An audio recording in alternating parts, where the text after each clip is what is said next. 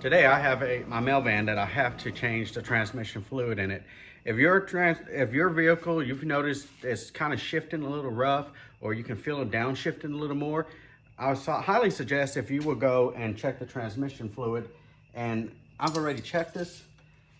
You want to see like a pinkish reddish, but right now it is less red and more kind of brown. Just, it's getting dirty, it's getting old. It's been in that transmission for about 50,000 miles, and so it is time for it, long time for it to go.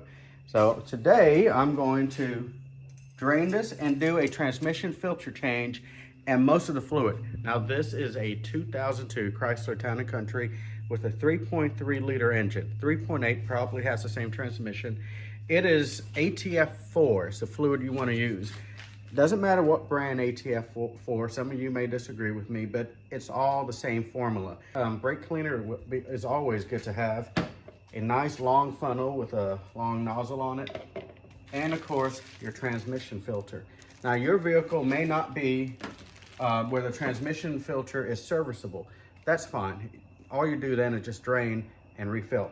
And another thing you're gonna need a catch can or something to catch all of the transmission fluid as it pours out. Now I bought a brand new drain container. And the reason I did that is because I know these vehicles, and this vehicle's transmission can be really sensitive to what fluid's in it. I have changed them and not have any problem with them, or maybe the fluid's been in there way too long, and then I'll go ahead and drain it, put some fresh fluid in, and then the transmission acts erratically. Scotty Kilmer even says this. He said, put it in a clean container as you drain it, and then save it and see how it does. If it acts crazy, then just drain the new fluid out and put the old one back in. But hopefully it won't cause that problem. If anything, it hasn't been in there too awful long, and it should be, it should make it run a lot smoother. So what I'm gonna do next, since I'm gonna save this fluid, I'm gonna go into here and I'm gonna try to clean the pan as good as I can so none of that trash gets into the fluid, because if it does, then it's not gonna be any good. We are now looking underneath the bottom end of my vehicle. There's an oil pan right over there, and it's all bashed up because this thing has a really rough life. But then you come over here, here's the transmission, here's the transmission pan. And unfortunately, most automakers don't put a drain plug where you can easily drain it. You have to literally take the pan off, and it'll make a big mess. That's why I got such a big drain pan, and you'll be seeing me do that. But anyway, I'm gonna take all of this dirt off, as much of it as I possibly can, try to get it as clean as possible, because again, I'm gonna try to save that old fluid just in case this transmission doesn't like the new fluid. I've got my nose covered because this is just really dusty. Well, I don't have it covered anymore. Oh, it's nasty. Postal delivery, road grime and stuff. So I'm gonna try to scrape off as much as I can, hit it with brake clean, try to get more of it off, just try to get it as clean as possible so I can minimize what falls into that drain pan.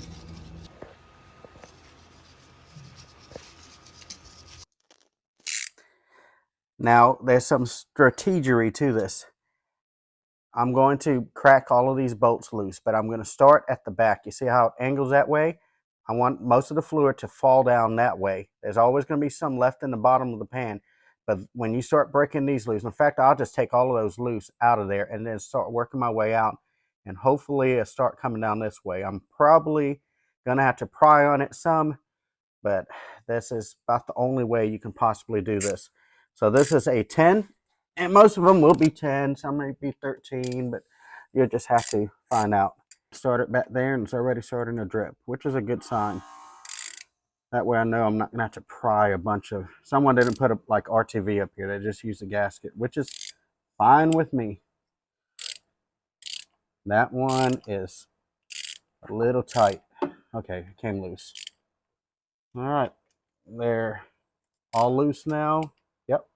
Now I'm going to go over here. And my goal is to take all 4 of these out of here. So I'm going to do it by hand. Gonna get dirty. Yeah, that fluid's starting to get a little bit brown. So it's just been in there a little bit too long.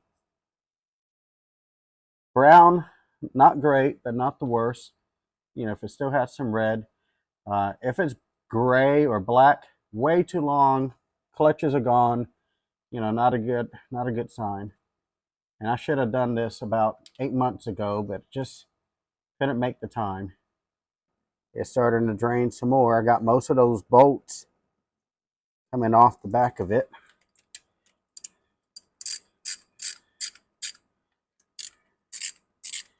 And I wouldn't be surprised if all of a sudden it just really starts to pour out. And you're going to try to get, I'm going to try to keep most of it from spilling everywhere, but it's going to do what it's going to do.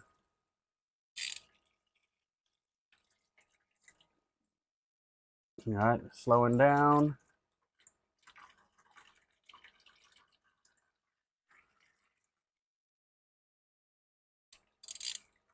A little more.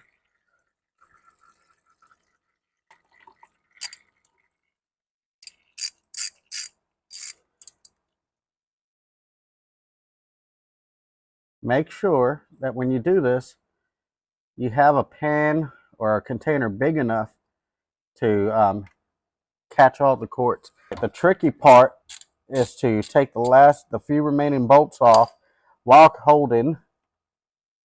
See that dirt that fell in there? Oh well.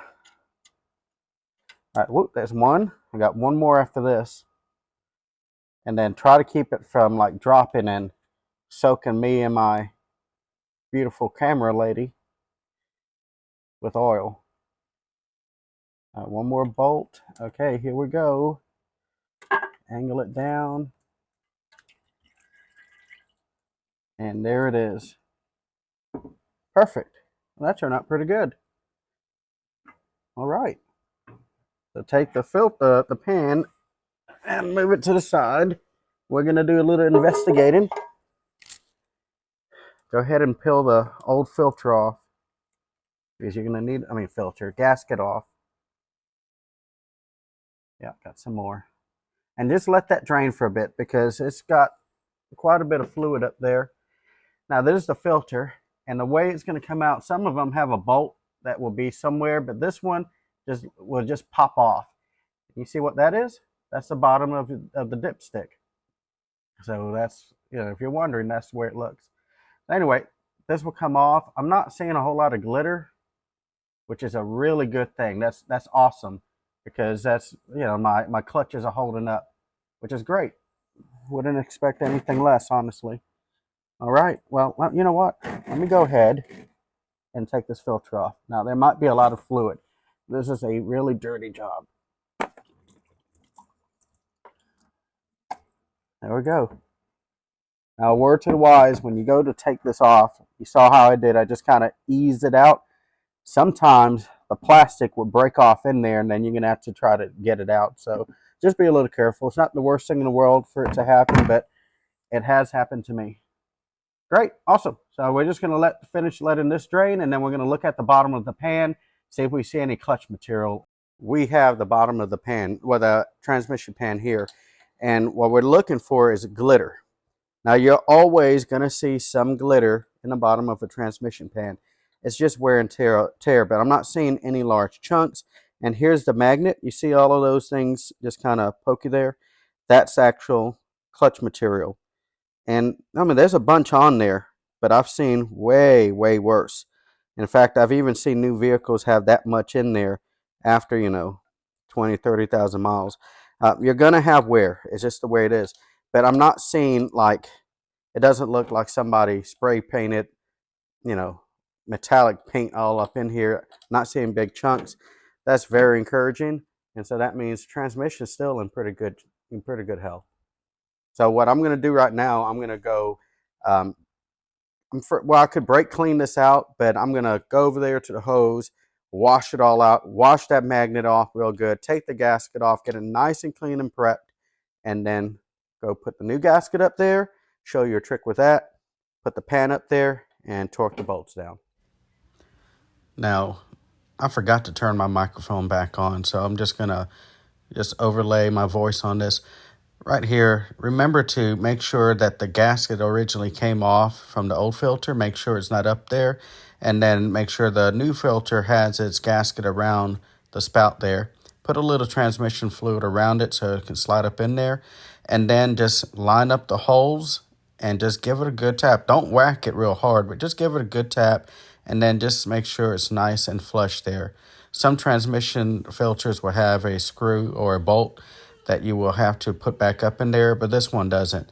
Now here's the pan all cleaned up, and I even took some brake clean and clean everything off. The magnet it's nice and clean. Put that right back there. There's a couple of notches there that it would just kind of butt up against. And the gasket. Now this is amazing because normally I flip this gasket over and over and over and try to get it straight. This was like one flip, and just thinking to myself, if I played lotto, I would have gone to the store and got some lottery tickets because that almost never happens. Now, I could put RTV sealant to hold this down, but then you're going to hate yourself later when you go to do this later. So this gasket is a rubber gasket, and the holes are just a little bit smaller than the bolt. So you're able to push the bolt up through there, and the rubber gasket would actually hold the bolts in place. Now there's let's see, there's probably about 15, maybe 18 of these. Don't quote me on this, but there's enough bolts. So just push them through all the way through, and the gasket will hold it in place. And also the bolts will hold the gasket right where it needs to be. And like I said, you can put a little bit of RTV. Some people even use a little bit of grease, and they kind of smear it lightly across along there. But really, unless there's some deep gouges, you shouldn't have any issue at all. So just put the bolts up through there and then move on over underneath the vehicle and line up the bolt holes, and this should go in there relatively easy. Now we're back up underneath the vehicle, and just make sure that around the bottom of the transmission where the pan goes, that all of the old gasket material is off, and then just make sure it's nice and clean up there. Take your pan, slide it up there without hitting anything that you shouldn't. Try not to get any dirt in there. And then those bolts will just kind of line up. The gasket will be where it should be. And then just start threading it back in hand tight, finger tight, not hand tight. And just because you don't want to just ram a tool up there and strip the threads on there. So just take your finger, take your time, go around there as you're holding the pan up, and just start screwing those bolts back in there. And as soon as you got it up there, where you need to, then take your socket. This is a 10 millimeter socket. You go up there, and there's a torque to this. You can look it up. It's probably, 10 or 15 foot-pounds. Don't quote me on that, but I'm just going to do it the old elbow torque. And I'm going to go all the way around. And basically what you want is just where the rubber gasket starts trying to squeeze out just a little bit. And you want it snug. You don't want to overly do it. Just get it to where it's not going to back out. And that's what the torquing is. But, hey, I'm lazy here, okay? I'm just going to get up here, do it nice and snug. And like I said before, don't over-torque it. Because if you do, you strip the threads, and then you're going to have to back it all out, put RTV, and then hope for the best. So just be careful as you do this. It's nothing too difficult, and you can be done with this pretty easy and quickly. All right, like I said, it's a slow fill because it's just a narrow little tube that you're going down. All right, I put 4 quarts in here. I went and reread. It's 9 quarts to completely fill up the transmission. That's like if it was never ever filled before. A lot of that transmission fluid is going to be in the torque converter and the lines and stuff like that. It should be about 3 to 4 quarts. So hopefully I didn't fill it by putting 4 quarts. But we're going to see. You have to check transmission fluid while it's running in park or in neutral on level ground. We got that. I'm going to crank it up and we'll see.